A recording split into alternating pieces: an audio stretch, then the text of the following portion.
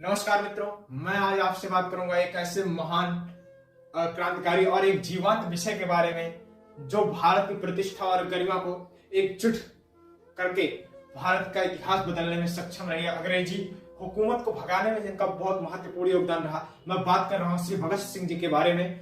महान क्रांतिकारी भगत सिंह जी का जन्म 27 सितंबर 1907 ईस्वी को एक सिख परिवार में हुआ था। इनके पिता सरदार किशन सिंह और माता विद्यावती जी थी। इनका जन्म एक सामान्य किसान परिवार में हुआ था। 13 अप्रैल 1919 को हुए जलियांवाला बाग हत्याकांड में भगत सिंह की सोच पर गहरा प्रभाव डाला और लाहौर के नेशनल कॉलेज से पढ़ाई छोड़कर भगत सिंह ने भारत की आजादी के लिए नववंश भारत सभा की स्थापना कर दी। वर्ष 1922 में चौरा चौरी हत्याकांड के बाद गांधी जी जब किसानों का साथ नहीं दिया तब भगत सिंह बहुत निराश हुए। उसके बाद उनका अहिंसा से विश्वास उठ गया। वह इस निष्कर्ष पर पहुंच गए कि शस्त्र से ही क्रांति और स्वतंत्रता दिलाना सक्षम प्रयास रहेगा और एकमात्र रास्ता भी है यह। उसके बाद वह चंद्रशेखर आजाद जी के नेतृत्व में गठित गदर दल के हिस्सा बन गए।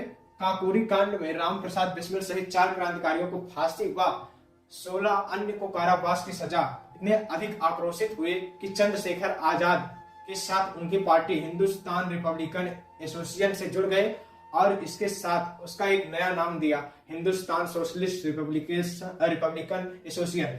इस संगठन का उद्देश्य त्याग, सेवा और पीड़ा झेल सकने वाले नायकों को तैयार करना था। भगत सिंह ने राजगुरु के साथ मिलकर 17 दिसंबर 1928 को लाहौर के सहायक पुलिस अधीक्षक रहे अंग्रेज अधिकारी जेपी सैंडर्स को मार दिया था। इस कार्यवाही में क्रांतिकारी चंद्रशेखर आजाद ने इनकी पूरी सहायता की थी। आगे इनके क्रांतिकारी जीवन की गतिविधियों के बारे में जानेंगे।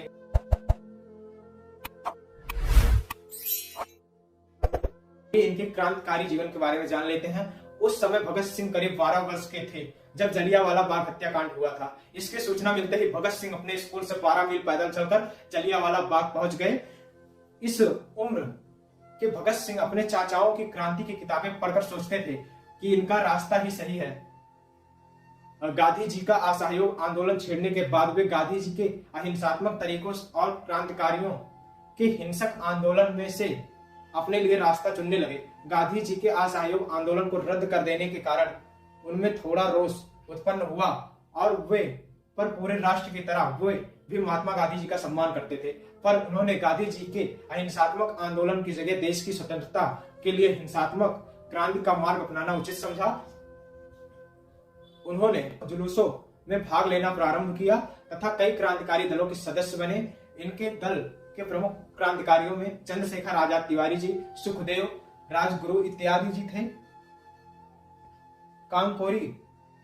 कांकोरी कांड में 4 क्रांतिकारियों को फांसी व 16 अन्य को कारावास की सजा से भगत सिंह इतने अधिक क्रोधित हुए कि इन्होंने 1928 में अपनी पार्टी नौजवान भारत सभा को हिंदुस्तान रिपब्लिकन एसोसिएशन में विलय कर दिया और इसका नया नाम हिंदुस्तान सोशलिस्ट रिपब्लिकन एसोसिएशन पड़ा। 1928 में साइमन कमीशन के बहिष्कार के लिए भयानक प्रदर्शन करते हुए इन प्रदर्शनों में भाग लेने वालों पर अंग्रेजी शासन द्वारा लाठीचार्ज किया गया। इसी लाठीचार्ज में आहत होकर लाला लाजपत राय जी की मृत्यु हो गई। अब इनसे रहा नहीं गया। एक गुप्त योजना के तहत इन्होंने पुलिस स्टाफ को मारने की योजना बनाई। सोची गई योजना के अनुसार भगत सिंह और राजगुरु लाहौर के कोतवाली के सामने व्यस्त मुद्रा में टहलने लगे। उधर जय गोपाल उनकी साइकिल को लेकर ऐसे बैठ गए कि जैसे साइकिल खराब हो गई हो। गोपाल के इशारे पर दोनों सचेत हो गए। उधर चंद्रशेखर आजाद तिवारी जी DAV स्कूल के चार दीवारी के पीछे छुपकर घटना को अंजाम देने में रक्षा का काम कर रहे थे। 17 सितंबर 1928 को करीब 7 बजे MSP के आते ही राजगुरु ने एक गोली सीधे उसके सर में मारी, जिससे वह पहले ही मर जाता। लेकिन तुरंत बाद भगत सिंह ने 3 से 4 गोलियां दाग दी और उसके मरने तक का इंतजार किया। ये दोनों जैसे ही भाग रहे थे, एक सिपाही चलन सिंह ने इनका पीछा करना शुरू कर दिया। चंद्रशेखर आजाद तिवारी जी ने उन्हें सावधान किया कि आगे मत बढ़ो, आप भारतीय हो, मैं आपको मारना नहीं चाहता, किंतु वो नहीं माने और आजाद जी ने उन्हें भी गोली मार दी।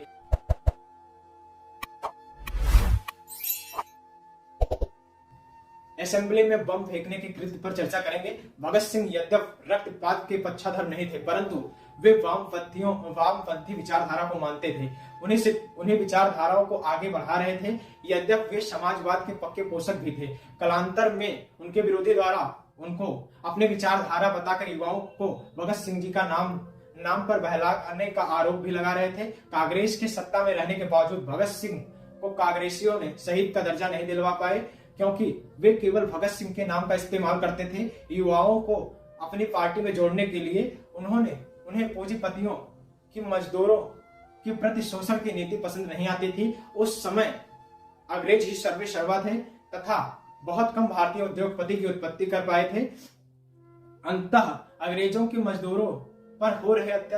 द्वारा मजदूरों पर हो रहे अत्याचार के विरोध में स्वाभाविक था कि मजदूर विरोधी ऐसी नीतियों को ब्रिटिश संसद में पारित ना होने देना उनके दल का निर्णय था। सभी चाहते थे कि अंग्रेज को पता चलना चाहिए कि हिंदुस्तानी जग चुके हैं और उनके हृदय में ऐसी नीतियों के प्रति आक्रोश है। ऐसा करने के लिए उन्होंने दिल्ली की केंद्रीय असेंबली में बम फेंकने की योजना बनाई। भगत सिंह चाहते थे कि उसमें कोई खून खराबा ना हो, अंग्रेज तक उनकी आवाज शांतिपूर्ण ढंग से पहुंच जाए। हालांकि प्रारंभ में उनके दल के सब लोग ऐसा नहीं सोचते थे। अंततः सर्वसम्मति से भगत सिंह तथा वाकुटेश्वर दत्त का नाम चुना गया। निर्धारित कार्यक्रमों के अनुसार 8 अप्रैल 1929 को केंद्रीय असेंबली में इन दोनों ने एक ऐसे स्थान पर बम फेंका जहां कोई मौजूद ना था, अन्यथा उसे चोट लग सकती थी। पूरा हाल धुएं से भर गया। भगत सिंह चाहते तो भाग सकते थे, पर इन्होंने पहले ही सोच रखा था कि दंड चाहे फांसी ही हो, स्वीकार है मुझे, मैं भागूंगा नहीं। अंततः इन्होंने भागने से मना कर दिया। उस समय वे दोनों खाकी कमीज पर निक्कर पहने हुए थे। बम फटने के बाद उन्होंने इंकलाब जिंदाबाद और साम्राज्यवाद मुर्दाबाद का नारा लगाया। अपने साथ लाए हुए पर्चे को हवा में उछाल दिया। इससे कुछ देर बाद पुलिस आकर इन दोनों को गिरफ्तार कर ली। भाग में हम बात करेंगे इनके जेल के दिनों के बारे में।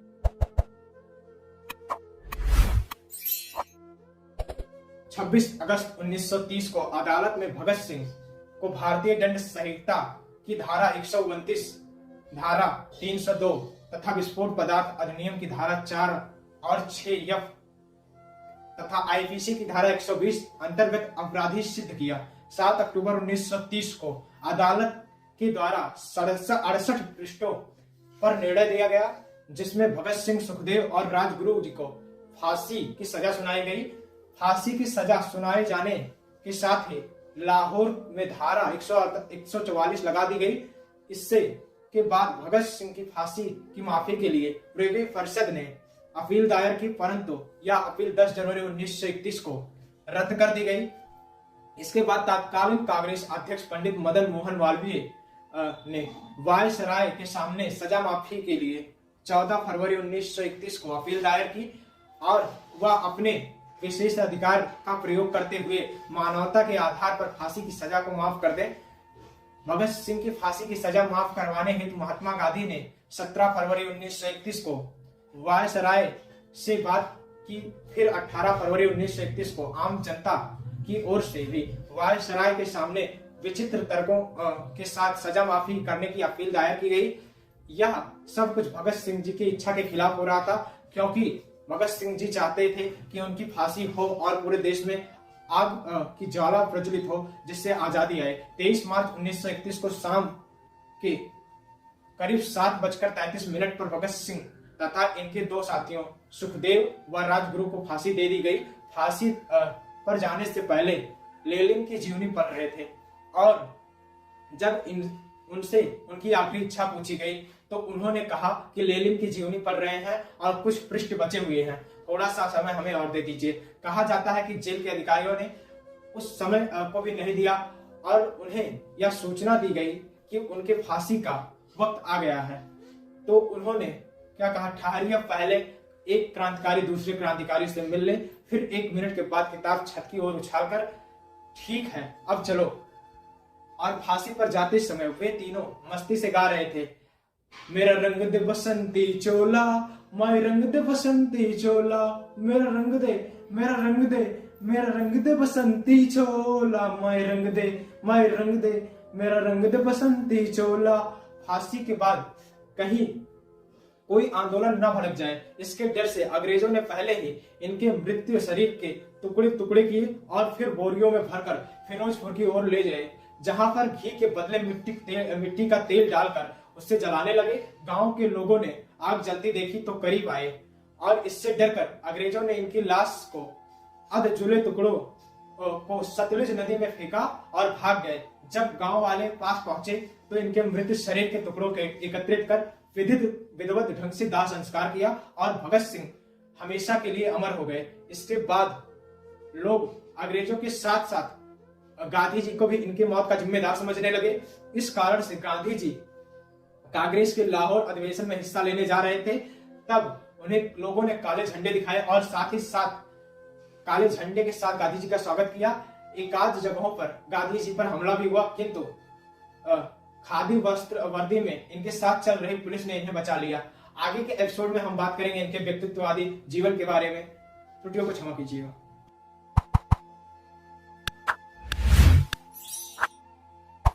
भाग में हम इनके व्यक्तित्व के बारे में चर्चा करेंगे। जेल के दिनों में इनके लिखे गए खतों व लेखों से उनके विचारों का अंदाजा लगता है कि इन्होंने भारतीय समाज की लिपि गुरुमुखी व शाहमुखी तथा हिंदी, अरबी, उर्दू के संदर्भ में विशेष रूप से जाति धर्म के कारण आई दूरियों पर दुख व्यक्त किया है। इन्होंने समाज के कमजोर वर्ग और किसी भारतीय के प्रहार को भी शक्ति के साथ सोचा है, जितना कि अंग्रेज द्वारा किए गए अत्याचार को सोचा है। भगत सिंह को हिंदी, उर्दू, पंजाबी, अंग्रेजी के अलावा बंगला भी आती थी, जो कि उन्होंने वाकुटेश्वर दत्त जी से सीखी थी।